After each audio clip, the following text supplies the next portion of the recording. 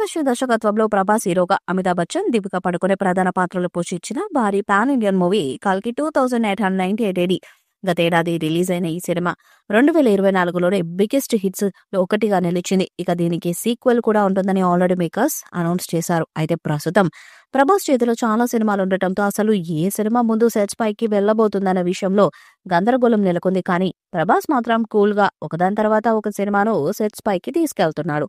ఈ నేపథ్యంలోనే తాజాగా కల్కి 2898 AD నిర్మాత అశ్విని దత్ ఒక ఇంటర్వ్యూలో సీక్వెల్ ఎప్పుడు మొదలు కాబోతుందనే విషయంపై అప్డేట్ ఇచ్చారు. జూన్లో కల్కి 2898 AD సీక్వెల్ షూటింగ్ సెట్స్ పైకి వెళ్లబోతుందని ఆయనే స్వయంగా వెల్లడించిన వీడియో వైరల్ అవుతుంది.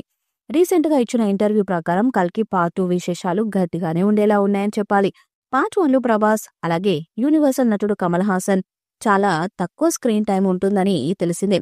కాగా దీనికి దర్శకుడు రెండో భాగంలో చెక్ పెడతా అని కూడా చెప్పడం జరిగింది. ఈ నేపథ్యంలో అశ్విని దత్ కామెంట్స్ మరింత బలం చేకూర్చాయి. పార్ట్ 2లో ఇన్ని రోజులు ప్రభాస్ వర్సెస్ కమల్ హాసన్ సీన్స్ ఓ రేంజ్ లో ఉంటాయని తెలిసిందే.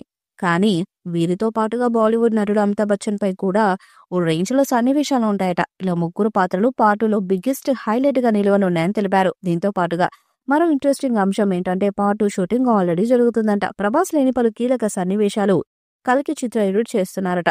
ఆల్రెడీ పలు భారీ సెట్టింగ్స్ ఉన్నాయని ఇలా వాటిలో చేసేస్తున్నట్టుగా సమాచారం. ఇంకా సినిమా రిలీజ్ కూడా అన్ని సహకరిస్తే వచ్చే ఏడాది 2026లో ఉండొచ్చని పలు రూమర్స్ వినిపిస్తున్నాయి.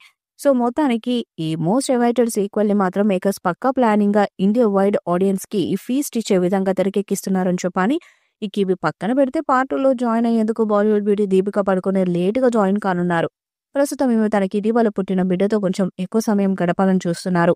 అందుకే కొంచెం సమయం తీసుకొని కల్కి సెట్స్ లో జాయిన్ కానున్నారట.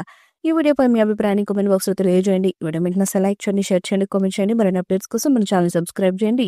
అలాగే పక్కన ఉన్న గంట సింబల్ గట్టిగా కొట్టండి.